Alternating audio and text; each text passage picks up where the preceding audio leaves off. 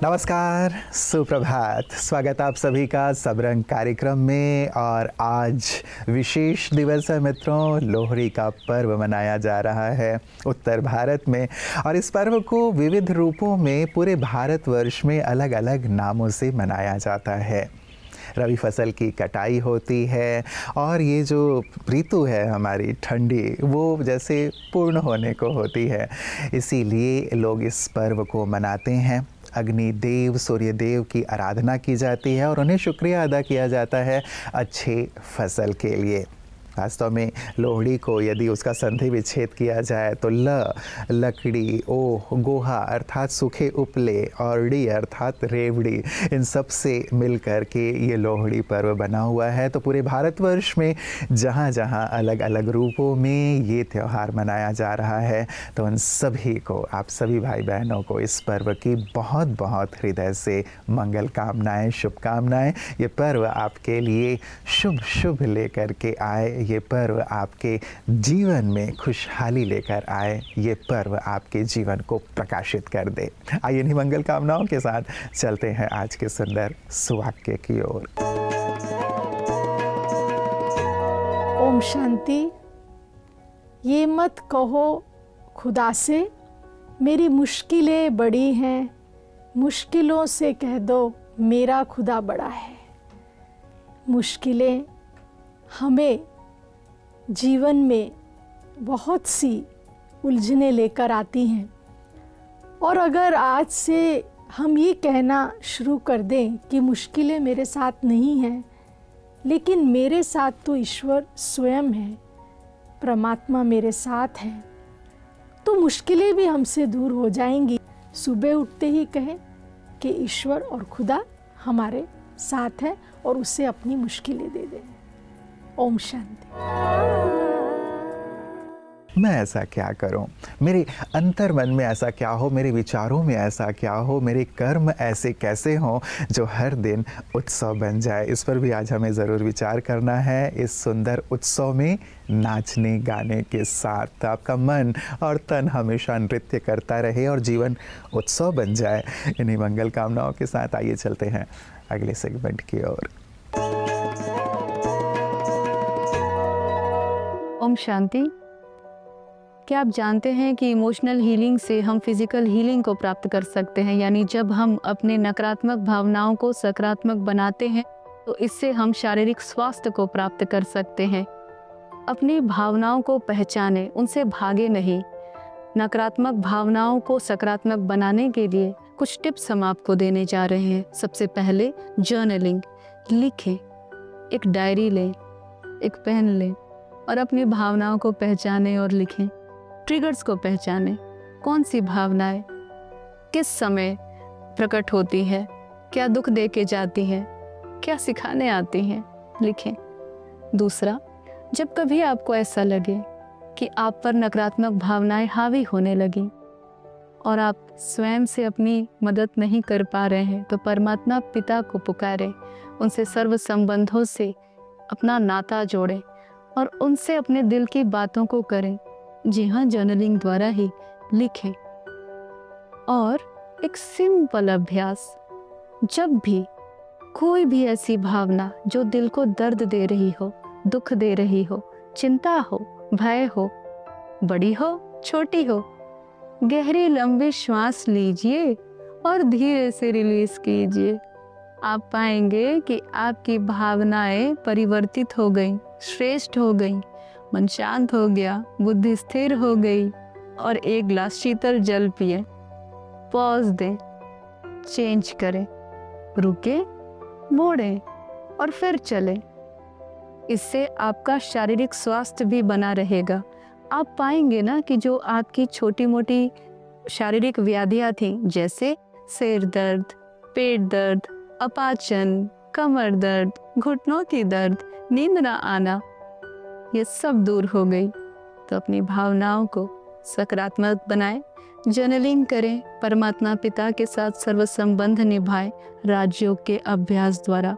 और हाँ, शांत, शिथिल और धैर्यता पूर्वक श्वास लें और धीरे से रिलीज करें। ओम शांति। मित्रों, आज के दिन आग जलाई जाती है, उसके चारों तरफ लोग बैठते हैं, नृत्य गीत तो होता ही है, लेकिन एक ख़ास चीज़ ये भी होती है कि उसमें मूंगफली, तिल, जौ, मक्की, पॉपकॉर्न ये सब चीज़ें भी अग्नि में डाली जाती हैं।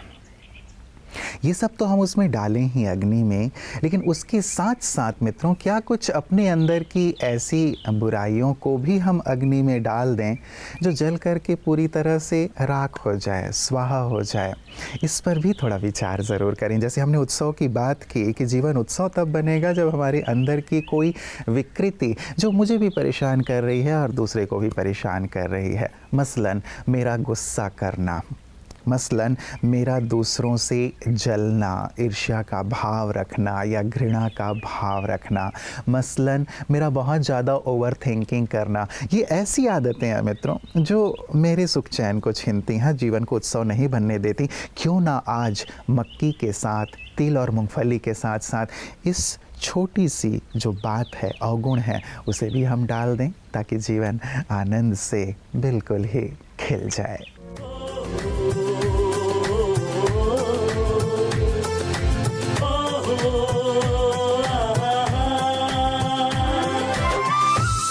लोहड़ी का त्योहार खुशियों का त्योहार, भांगड़े, गिद्दे और गीतों का त्योहार, जिसे विशेष रूप से पूरे पंजाब में बड़ी ही धूमधाम से मनाया जाता है।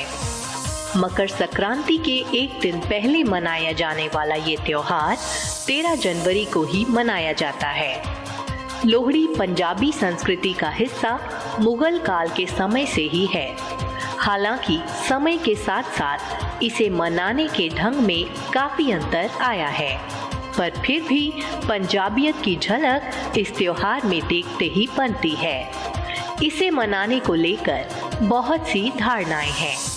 कुछ दार्शनिकों का कहना है कि ये त्योहार रबी की फसल की कटाई की खुशी में मनाया जाता है, और ये दिन इसलिए भी मनाया जाता है क्योंकि इस दिन सूर्य देवता की चाल उत्तर दिशा की ओर शुरू होती है, जिससे यहाँ के लोगों को सर्दी कोहरे से निजात मिलती है और इस दिन से बड़े दिन होना शुरू हो जाते हैं। एक और ऐतिहासिक घटना भी इस त्योहार के साथ जुड़ी है, दुल्ला भट्टी नामक एक वीर योद्धा की, जिसने मुगल शासक अकबर के शासनकाल के दौरान मुगलों के अत्याचारों का विरोध किया और कई युवतियों को मुगल सिपाहियों की हिरासत से छुड़ाया, जिन्हें वो गुलामों के तौर पर बेचने के लिए ले जा रहे थे।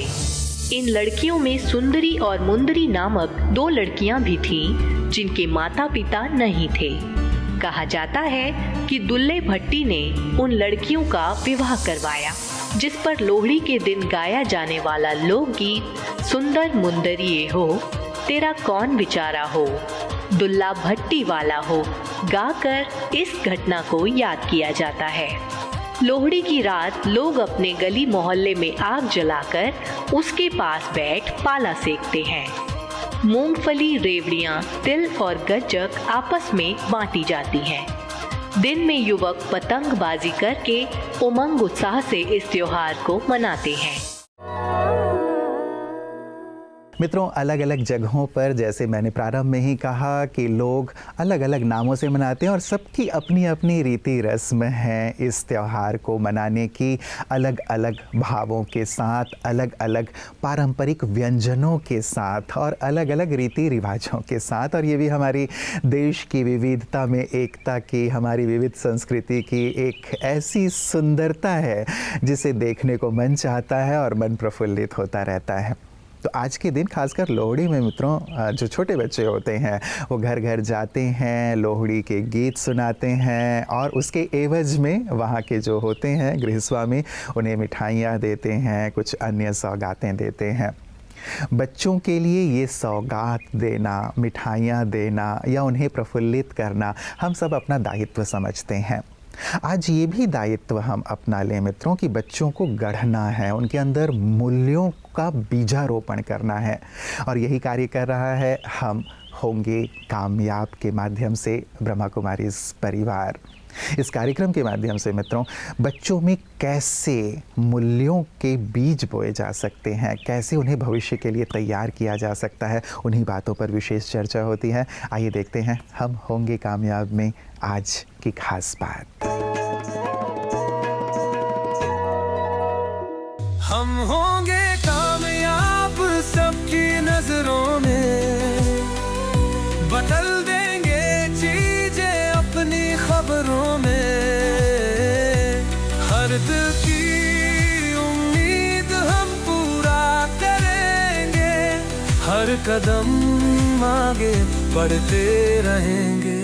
जब कामयाबी की बात करते हैं तो सबसे पहले दिमाग में सक्सेस आता है, उमंग उत्साह आता है। जी हाँ दोस्तों, हमारा ये प्रोग्राम जो है वो उमंग उत्साह से भरा हुआ रहेगा, यूथ से भरा हुआ रहेगा। जो भी प्रॉब्लम्स हमारे यूथ को फेस करनी पड़ती है, जो चैलेंजेस फेस करने पड़ते हैं, हम उसके बहुत अच्छे अच्छे सॉल्यूशंस हमारे एक्सपर्ट्स के थ्रू आप सभी के लिए लेकर आएंगे। मेरा बेटा पढ़ने के लिए कहते हैं तो बैठता ही नहीं है पढ़ने के लिए, उसके लिए क्या करें? तो जब भी हम मन की बात करते हैं तो मुझे भी ऐसा होता था और सभी बच्चों को भी ये प्रॉब्लम्स आती होगी, हमारे सबके साथ ये प्रॉब्लम आती है कि मन जो है बहुत बार जो चीज़ करनी चाहिए उसमें लगता नहीं है। जैसे पढ़ाई हो गया या कुछ अच्छी बातें हो गई, इसमें मन नहीं लगता है। मन हम लोग कैसे लगाएं कि हमारा पढ़ाई में या स्टडी में मन लगे। जैसे कि स्वामीनाथन भाई ने भी बोला था कि जहाँ इंटरेस्ट होता है वहाँ मन अपने आप लगता है, लेकिन अब पढ़ाई में तो इंटरेस्ट आता नहीं है कभी, तो वो मन को कैसे ठहराएं? तो देखिए, सबसे पहले हमें यह समझना होगा कि मन क्या चीज़ है। कई समझते हैं मन अर्थात यह मस्तिष्क। अब मस्तिष्क तो स्थूल चीज़ है, वो शरीर का अंग है, लेकिन मन ये आत्मा की शक्ति। तो आत्मा वास्तव में एक चेतन सत्ता है जो इस शरीर में विराजमान है, जो सोचती है, जो समझती है और शरीर के सब इंद्रियों से कर्म करती है। तो पहले हमें समझना होगा कि मन एक सूक्ष्म सत्ता है जिसको हम कहेंगे आत्मा के सोचने की शक्ति। अब कई प्रकार के सोच चलते हैं मन में। किसी ने बहुत अच्छा कहा है कि 1 मिनट में नॉर्मल मन में कम से कम 30 सोच चलते हैं, और जब वो बहुत टेंशन में व्यक्ति होता है तो डबल भी हो सकते हैं, 10 गुना भी हो सकते हैं, इतने विचार मन में चलते हैं। तो मन का काम सोचना है। मन कई चीज़ों से प्रभावित होता है, व्यक्तियों से प्रभावित होता है, वस्तुओं से, स्थान से, वातावरण से, कई चीज़ों से प्रभावित होता है। लेकिन इस मन को क्या सोचना है ये तुरंत मन नहीं परख सकता है, इसलिए कई प्रकार के विचार आते हैं। अब हमको ये निर्णय करना है कि हम क्या सोचना चाहते हैं। कई बातें हम सोचते हैं, फिर हम कहते नहीं नहीं ये नहीं सोचना है, फिर हम सोचने लगते हैं, फिर कहते नहीं ये नहीं सोचना है। तो मन सदा उधेड़ बुन में रहता है। इस उधेड़ बुन को खत्म करने के लिए मन को थोड़ा शांत रखना पड़ेगा। जितना हम मन को शांत रखेंगे उतना मन में बहुत क्रिएटिव थिंकिंग आएगी।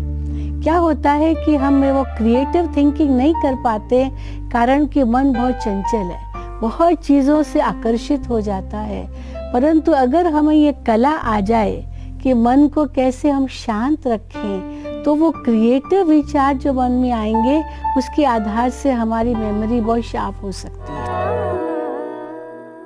आप सभी को लोहड़ी की और इसके विविध रूपों से जो पूरे भारतवर्ष में इस पर्व को मनाया जा रहा है, फसल कटाई का समय होता है, तो किसानों के लिए तो ये बहुत ही सुखद समय होता है। तो अपने अन्नदाताओं को भी और सभी देशवासियों को आज के इस दिवस की मैं बहुत हृदय से मंगल कामनाएं और शुभकामनाएं पूरे सबरंग परिवार की ओर से देता हूँ। बहुत बहुत बधाई हो, मुबारक हो। नमस्कार, ओम शांति।